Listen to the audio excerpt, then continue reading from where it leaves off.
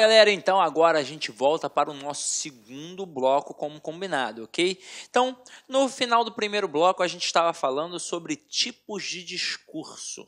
E aí nós falamos sobre o discurso direto. E a gente frisou que é um discurso direto exatamente porque não tem interferência do narrador, então a fala é direta do personagem. Aí nós temos algumas características primordiais. Nós temos o verbo de locução, que é aquele verbo que prepara para a fala, perguntou, disse, indagou, respondeu e por aí vai. Nós temos sinais característicos de pontuação, que são os dois pontos e o travessão, não obrigatoriamente tendo de aparecer os dois, pode ser um ou outro, normalmente é mais o travessão. E a fala ela é normalmente presentificada. Quando a gente coloca aqui, ontem choveu muito na região. Em que momento do texto a Atadolfa disse isso? No momento em que você leu. Então, por isso é uma fala presentificada. Afinal de contas, é a fala do personagem. Você está acompanhando aquela história. Até aí, tudo bem, né? Agora, além dos dois pontos e do travessão, também pode ser que apareça as aspas, né? Apareçam as aspas.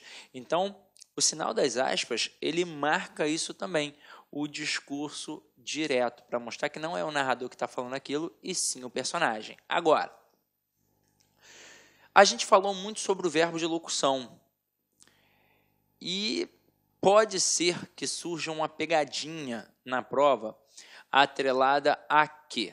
Atrelada a uma imagem.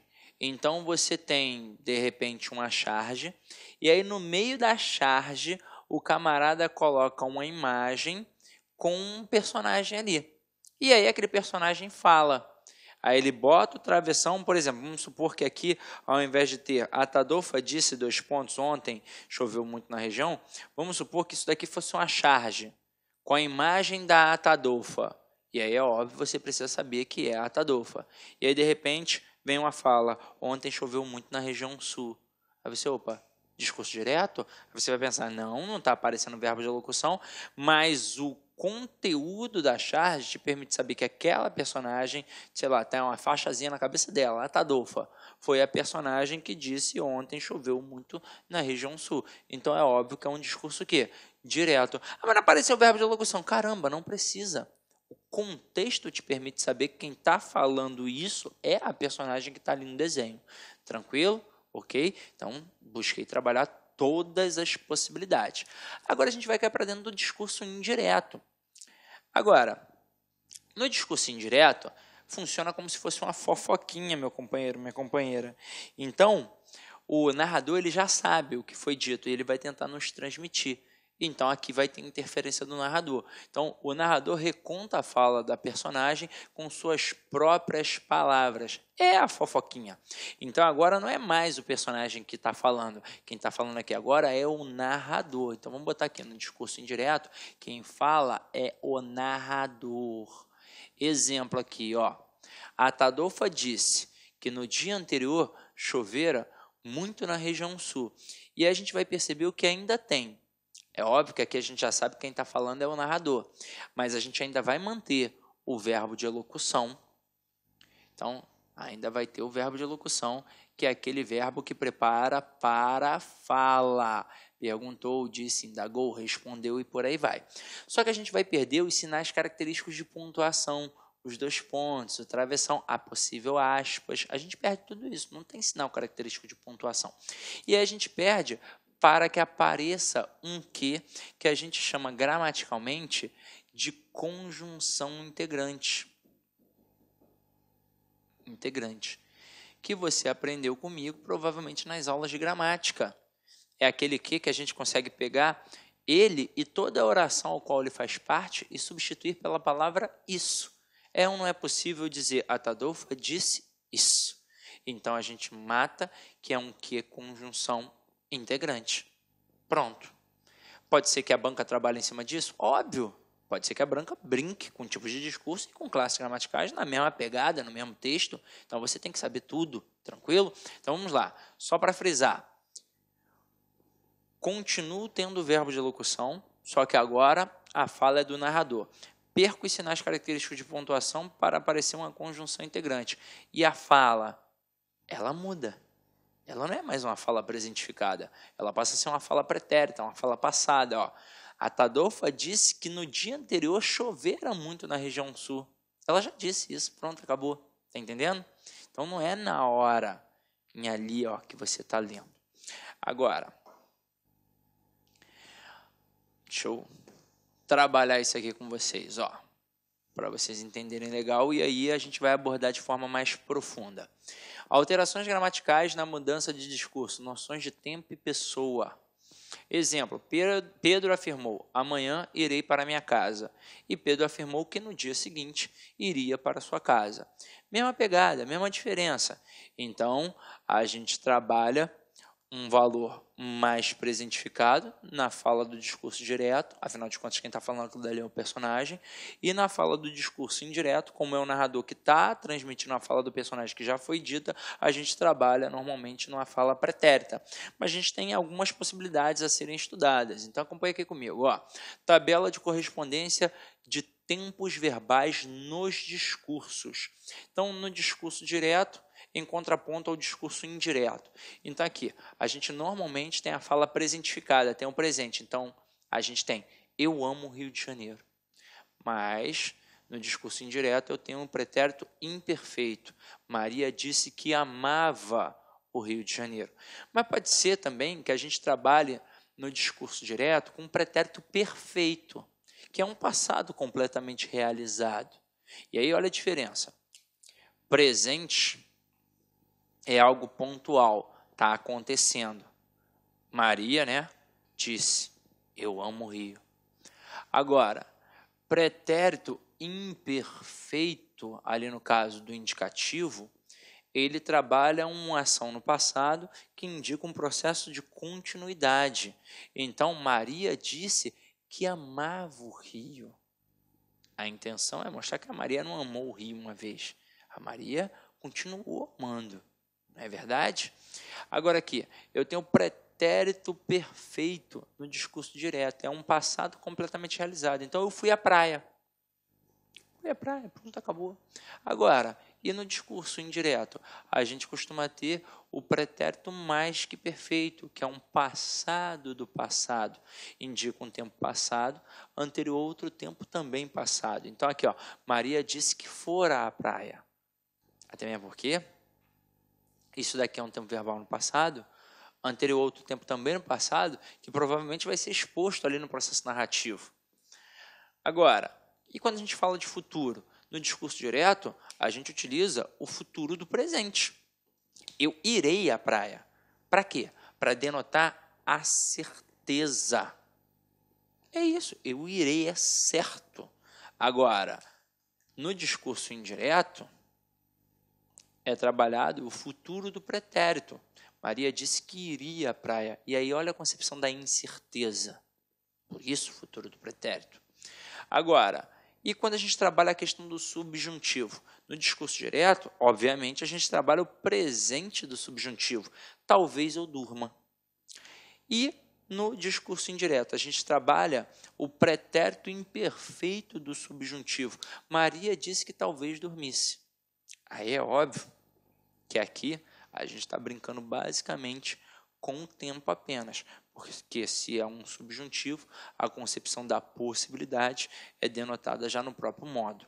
Tranquilo? Beleza? Então, olha que interessante o quadrinho que eu preparei para vocês. Anota aí com calma e tranquilidade que isso vai fazer diferença numa possível jogada de mestre aí do avaliador tentando te derrubar, tá?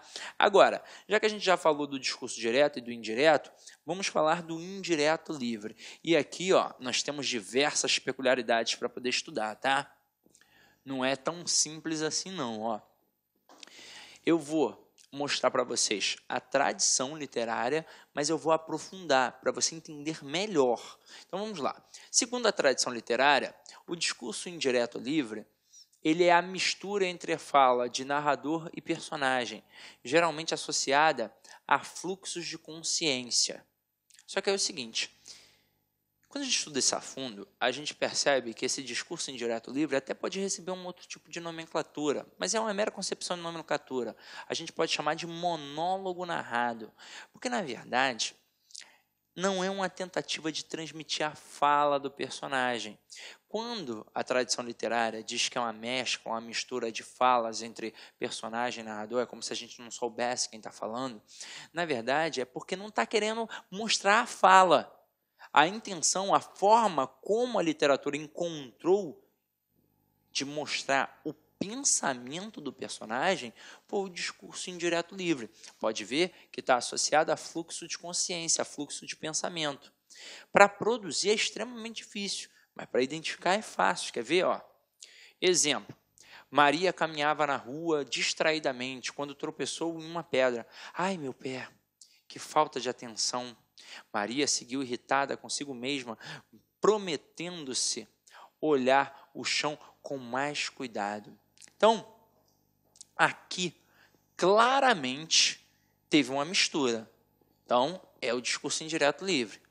Mas tem a possibilidade da gente ter um discurso indireto livre mais difícil ainda de compreensão? Tem. É quando a gente, na verdade, não trabalha a fala, não trabalha a história em si. É quando a gente está trabalhando o pensamento do personagem.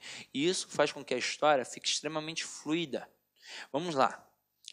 Vou pegar 2 autores para que vocês possam entender isso daqui. José de Alencar e Clarice Lispector. José de Alencar, ele se preocupa com a ação do personagem. Então, ele descreve de forma minuciosa. Isso faz com que o texto fique truncado. Então, são várias marcas de pontuação, vírgulas, ponto. Então, faz com que a leitura fique demorada. Você pega um texto de 100 páginas e acaba, sei lá, demorando 2 dias para ler. Aí você pega um texto da Clarice Lispector também de 100 páginas. Só que a Clarice não se preocupa com a ação do personagem. Ela se preocupa com a consciência, com o pensamento, com a reflexão daquele personagem. E aí é só você pensar num processo natural. A gente pensa muito mais rápido do que fala. Tanto é que é por isso que o gago gagueja. Porque ele pensa tão rápido que o aparelho fonador não acompanha. Então, no nosso pensamento, não tem pausas, não tem vírgula, não tem ponto, não tem nada disso. Então, a gente pensa muito mais rápido do que acaba falando. E a Clarice trabalha assim. Então, a leitura acaba ficando muito rápida. Você pode pegar um texto de 100 páginas da Clarice e você vai acabar lendo em 2 horas, de repente. Aí, vai ter uma ação lá no final. Porque quando finalmente tem uma ação de um personagem, a história acaba. Porque ela não se preocupa com a ação. Ela se preocupa com o pensamento. Então, eu coloco assim, ó. A Tadolfa disse, travessão, não estou entendendo nada, isso é um discurso direto. Agora eu coloco, a Tadolfa disse que não estava entendendo nada, isto é um discurso indireto. Agora eu coloco assim, a Tadolfa, atordoada, não entendia nada, isso é um discurso indireto livre. Agora, olha para cá e olha para o exemplo último que eu acabei de citar, e veja o que não tem em comum com um discurso direto e com um discurso indireto. Não tem em comum o verbo de elocução. Então, para produzir é difícil, caramba, só se o camarada for um bom escritor. Agora, para identificar numa prova de concurso público, é muito fácil. Se está trabalhando em cima de texto escrito e não tem verbo de elocução, com certeza é o discurso indireto livre. Agora, é claro que pode ter aquela pegadinha da charge que eu mencionei antes para vocês. Tranquilo? Então, belezinha? Já mencionei isso daqui e vamos adiante. Trabalhar agora, ó, o texto descritivo, ok? Então, vamos lá. Exemplo aqui. A árvore é grande, em tronco grosso e galhos longos.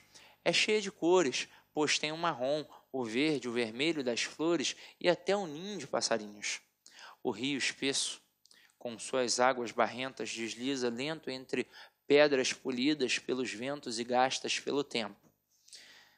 Depois de relatar isso, olhem as características do texto descritivo. Sequência de características de um ser. Então, é óbvio que vai trabalhar muito a questão da adjetivação. E é por isso que predomina o adjetivo e o substantivo. Por quê? o principal elemento aqui na descrição acaba sendo o adjetivo. Mas esse adjetivo trabalha em prol de quem? De um substantivo. Afinal de contas, vai caracterizar, vai qualificar, vai dar um atributo a quem? A um substantivo. Olá, meus amigos, minhas amigas, sou o professor Luiz Antônio Carvalho, com muito prazer, muita satisfação, estou aqui para apresentar, fazer um convite muito especial, aliás, para você do Rio de Janeiro, que vai fazer o concurso para o Agente Educador 2 da Secretaria Municipal de Educação. Nós aqui da La Concurso, nós elaboramos aí um curso muito competitivo que atende às 3 disciplinas, língua portuguesa, matemática e ECA. Este curso super competitivo, é um curso aí com bastante profundidade, por apenas 10 parcelas de R$15. É isso mesmo, R$150 você vai ter esse super curso, fazer esse investimento, prazo de acesso 120 dias. Além disso, nós temos aqui o nosso personal coach, que eu estudo em regime de metas, que começa no dia 15/4, inclusive se quiser matricular antes, já temos aulas disponíveis para vocês. Papo reto, se você cumprir o personal coach, assistir às nossas videoaulas, seguir as orientações pedagógicas do nosso professor, eu tenho certeza absoluta que você estará muito competitivo e estará disputando reais vagas no dia 16 de junho da prova do Agente Educador. Bacana, meus amigos? Então, espero vocês. Quer fazer sua matrícula? Tem um link aqui embaixo. Você pode clicar e se matricular no nosso curso online. Ok, pessoal? Um forte abraço. Espero vocês. Tchau, tchau. Clique lá.